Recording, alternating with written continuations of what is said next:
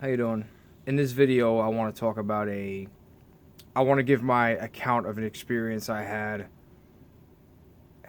associating with someone who was a friend of mine, and we don't really talk much anymore.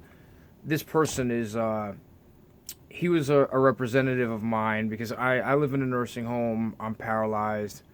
Uh, I'm trying to find housing. I need to find a place that's wheelchair accessible. And what happened was, there's this organization that it was helping to find me housing. They did not have the capacity to do so, so they, referred me to other people who are. I appear to be having more auspicious results with. But just to show you, the story is not. I'm not going to give the person's name because I'm not trying to malign this person or slander this person. I'm just trying to show how how disagreeable they can be, how they don't really think about anyone else's basically their conjectures mean more than other people's facts. Like, let me give you an example, okay? When I was younger, I had been in the nursing home. I've been living in a nursing home for about 3 years by this point, okay? And my friend kept telling me, "Hey, why don't you come hang out? I want to show you what's out there. I want to show you a good time, whatever." I think I even said to him, "Hey, man, I want to hang out." One time, I think one time he said, "Hey, so come hang out or whatever." We made plans, right? And it was going to be my birthday, and it was also going to be the anniversary of an accident that rendered him disabled. Okay, he's disabled as well. Okay, for let's just say we'll call him Mark. Okay, well, just for the story purpose, we'll call him Mark. Okay, and I say, "All right, Mark, you know what? I'll come over to your place and we'll hang out." He tells me that it's not only, it's also the anniversary of his accident. All right, and it's also so he's gonna be having a little celebration, a little get together with some friends of his that are gonna be there. And I'm like, all right, that's fine. He says, there's gonna be alcohol there. There's gonna be some illicit narcotics present. And I was like, okay, particularly cocaine. And I said, all right, that's it's okay. I haven't partaken in any you know, in any in any type of partying and any types of substance use, in about 3 years. So that's fine. Like I said, I said I want to do. I'll admit, I told him I hey, I'm up for that. Hey, I'm down. I'm up for it. But he started asking me these questions, like as any friend would. I understand. I totally understand where he's coming from. He says, are you healthy enough to do it? Meaning, like, is everything all right with you? As if, because it's been a couple of years, man. I mean, life changes. You've gotten paralyzed. And I said, well, yeah, I told him, I do 45 minutes of cardio every day. He brings up how, let me just give you an example. There are a couple of things he brought up, but I'm going to give you the most pertinent one. He brings up how I'm on medication, right? He says, bro, you're on medication. Like, are you okay to drink? And I said, well, there's really not, I said, really, none of the medications I'm on are contraindicated with alcohol. I went on to explain to him what a contraindication was, and he kept bringing up how his friend was on medication and his friend couldn't drink. And I'm like, well, maybe your friend was on a different medication. He totally goes over his head. He could not understand for the life of him what I was talking about. I told him, I elucidated thoroughly what a contraindication was, and he just, as soon as I got done, he looks at me, or he's on the phone with me. He says, "But bro, you're on medication though." My reaction was just absolutely, like, just akin to the one you saw just there. Okay, I just couldn't believe he said that. I thought he was trolling me, man. I'm like, look, whatever medication I'm on that might, it might impair my capacity to operate machinery, I won't take that day, so it's not even an issue. Now, as I recall, I even spoke to my doctor, you know, about whether or not I could enjoy some alcohol, and he said, "Yeah, sure, just don't overdo it." Okay, I was like, "Okay, fine." So what happened was, as I recall, I even spoke to, they even, as I recall, I even got, I even spoke to a couple of people from here, and they said, "Yeah, just don't overdo it, don't take, because I was going there all day, so I wasn't going to be taking any of my pain medication or anything that might really be too pernicious to me." So anyway, I show up there and, it's very hot. Okay, oh yeah.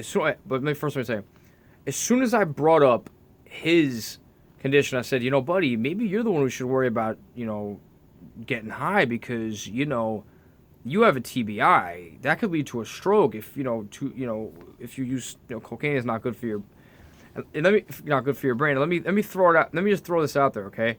There is no medical scenario in which more cocaine is better for you. Okay, let me just throw that out there. He got very angry with me. He kept saying, he kept making conjectures as to my health. Like he kept postulating that because I'm in a wheelchair and I haven't been walking around, that my heart is not as strong as it was, and even though I do 45 minutes of cardio a day, notwithstanding that my blood pressure is 100 over 60, but he's making conjectures as to my health. So as soon as I applied facts to his health, and I said, oh, you know, well, you have a TBI. I mean, you could end up, something could happen. It's more likely to happen to you than me. He goes, oh no, that's because unlike you, it hasn't been 3 years since I used it. There's this, there's that, and he just could not. His tone completely changed, a total 180. I mean, he just became had such vitriol in his voice that when he used a conjecture and applied it to my health and told me how my health was basically he's imputing what my doctor is saying about what my health basically his conjecture means more than facts. And then as soon as I apply facts to his health, now he becomes angry.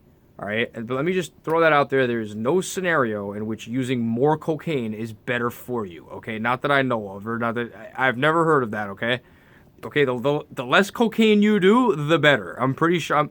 I'm pretty sure that's a rule. Okay, but I'd be very shocked to find out I were wrong. Okay, but anyway, I get over there that day on and I'm not gonna tell you what his disability is, because the nature of his disability will reveal his identity. It will.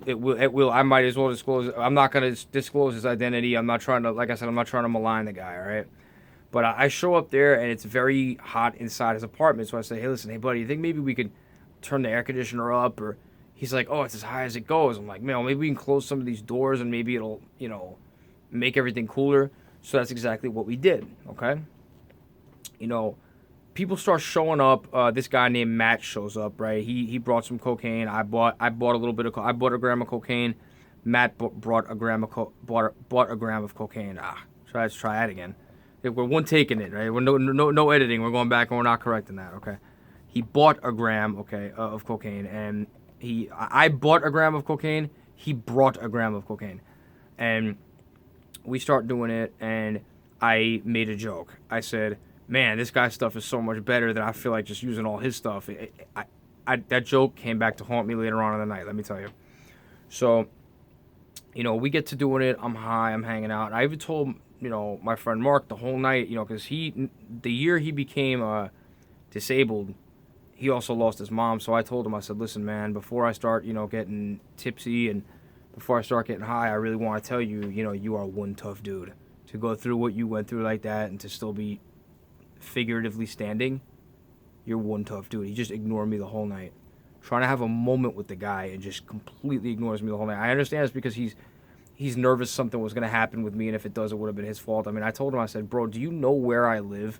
Like, do you know I could have got it from anybody, okay? No one's going to think it was you, okay? But he would not listen.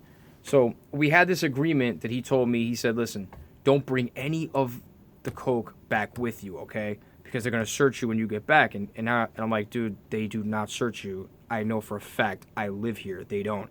He's telling me, yeah, they do. Like, yeah, they do. It's so annoying. That's one thing about him. It is so annoying is that he will say something that is not factual and argue it as if it is. And it's like, brother, I live here.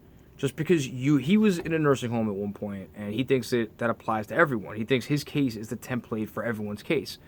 So he's telling me they're going to search me. And finally, I said, you know what? I'm a guest in your house. Fine. I won't take anything back with me. That's fine. Okay. So basically, at this point, this guy Matt is breaking up his cocaine, and we're all doing it. And, you know, everybody that Mark ran into that night, he kept saying, "Yo, I got him out the nursing home tonight. I got him out the nursing home for his birthday. If it weren't for me, he'd be in the nursing home." Yeah, yeah. And I'm like, which first of all, he didn't sign me out. I'm able to sign myself out. I'm classified as mentally cogent enough to sign myself out and go places on my own. I do not need to be signed out. That is not true. He did not sign me out. But everybody we ran into that night, maybe about 8 more people came by. He was telling them, "Oh, you know, yeah, I signed out. Yeah, I got him out the nursing home. I got him out the nursing home." I don't know if he was doing it to virtue signal to the females that were there. I don't know. Okay. But anyway, what happened was, you know, okay, so here's what happened. He as we're going on, right? You know, Matt's breaking up the coke or whatever. You know, Mark starts telling Matt, "Oh yeah, you know, I'm at risk right now because if something happens to him, I'm in trouble because I work for a company that's getting him housing, right?" And Matt and I both look at him and almost like concurrently say, "Well, it sounds like you're the one being irresponsible. Like, don't try to virtue signal because of that." So later on, okay, we're high. We're talking to these girls. These girls came by, right? And they're cold, and they're asking Mark to lower the air conditioner, right? Mark points to me and says, "Oh, my boy Barry wanted it to be higher before, so it's on him." And I'm like, "Why would you put that on me?"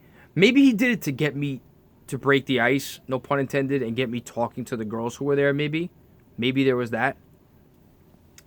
But I said, "Yeah, but Mark, since then we've closed the door, thus ameliorating the efficacy of the air conditioner, and it's now cold, so we could lower it now. These poor things are shivering, right?"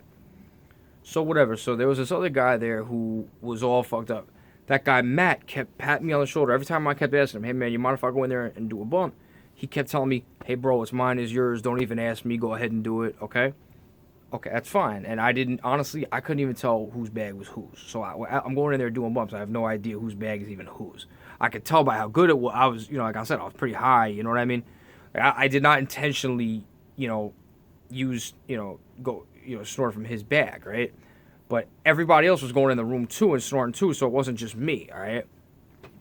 So what happened was, you know, there was this one guy, some other guy, let's just say we'll call him Steve, whatever the fuck, okay? And he says we all kept getting into these conversations and getting distracted, but he kept saying, "Oh, I have to be in Queens in an hour or two, and my phone's about to die. I have no GPS. My phone's about to die." So finally, I'll admit, I got sidetracked a couple of times too. But we're all high, we're all drunk. I get it, right? So finally, right when he went outside to go smoke a blunt with some people, right? I take him to the side. I say, "Hey, Steve, listen. You keep bringing up that you need that your phone's gonna die, and you have somewhere to be in an hour or two, right? What do you need to charge your phone? Is there anything I can help you with?" He says, "Yeah, I need the block from a charger. I happen to carry a charger with me because that's just how I am. All right, I call it being fastidious. Okay, I try to help people out. You know, I think of other people. I give it to him, and he doesn't use it. He just left without using it. I guess he was so fucked up he didn't use it because the next day, when I'm arguing with my friend about the subsequent events of the night, my friend was like, "Oh, he didn't even use it. He didn't even use it," as if like that's my fault. Like to even grant me that, like to even make it look like, you know, like I helped somebody. You know, it's like, no, I was being reproached and castigated the next day, and I couldn't even do that. It's like, hey, I led the horse to water, and the horse didn't drink. Since when is that onus on me? Okay? So anyway, there's that. So somebody's trying to play music on Alexa, which is actually funny because earlier on my friend was like, Barry, come in the other room. She might, I have to talk to you about something. She'll hear you." I'm like, "What?" I'm like, who are you talking about?" He's like, "Alexa." Okay. I'm like, right. Okay. And no. Turn out that is actually a real thing, by the way. I will give him that. But at first, you got to understand, I've been out of the world for a couple of years, so I'm like, they're like, "She'll hear you." I'm like, who? I thought he meant like his live-in aide. He's like, "Alexa, she listens." I'm like, right, okay, like someone started drinking early, I guess. Okay, so anyway, right, everybody's yelling, "Play 80s music, play Eminem, play Madonna, play Linkin Park. Like, I'm like, so they're playing. So finally, now you gotta understand, when I'm high, I'm in no mood for stupid shit, okay? And that is some hardcore fucking stupid shit when people keep yelling, okay? I hate that motherfucking shit, okay? So, unless I'm yelling, I gotta be the one yelling. I'm kidding, you know? But not really, it is. When other people yell, it hurts your ears, you know? Like, my ears are starting to hurt because so many people were yelling at Alexa, right? I thought Alexa was gonna tell them to shut the fuck up, you know what I mean? Finally, I was like, sweetie, I think you need to be more specific because 100,000 songs were released during the 80s. You need to be a little more specific. So everybody got all mad at me, right?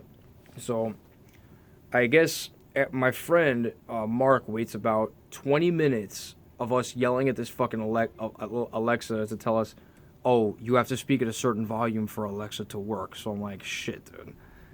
Okay. Thanks for letting us know. Were you just sitting there, like, laughing at us the whole time? Like, you know... Fun times. But, I went to go, as the night went on, right, I guess, Mark had told me, listen, your cutoff is at 11:30. Because I was going to be home at, like, 1 in the morning, because that's when the paratransit bus that was going to pick me up was going to come and pick me up at, like, 12:45, right? So... I'm like, he's making rules up as he goes along. So finally, it got to be the end of the night. I said, all right, paratransit's going to be here real soon. I'm going to go in there. I'm going to key up a couple more. I'm going to do a couple more key bumps, and I'm going to be out of here. I'll be out. And he's like, no, you're high enough already. I'm like, no. Don't tell me how high I am. You don't know what I'm feeling. You don't know that. Just like you don't know they're going to search me. I granted you that. You made conjectures about my health. Now... I'm drawing the line here. Stop. No pun intended. I paid for this. It's my birthday, and I'm going to do it, okay? So we had a little disagreement about that. I did a couple bumps, and he says that paratransit never calls you. All right, you have to call them, which is absolute. That is completely factually false. That is erroneous, okay?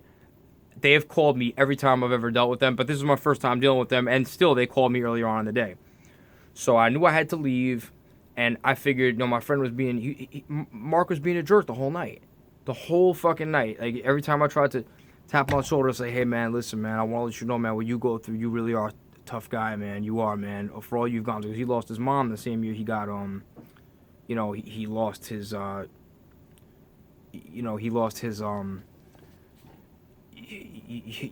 agency to stand. He lost a considerable, percentage of his own personal volition, okay? And living that is a nightmare.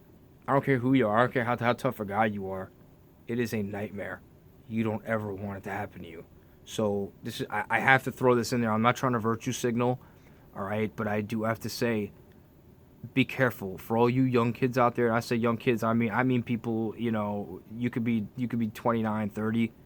Be careful. Because you can hurt yourself and your life can change in an instant, okay? It's a nightmare not being able to stand up. It is a living nightmare, okay?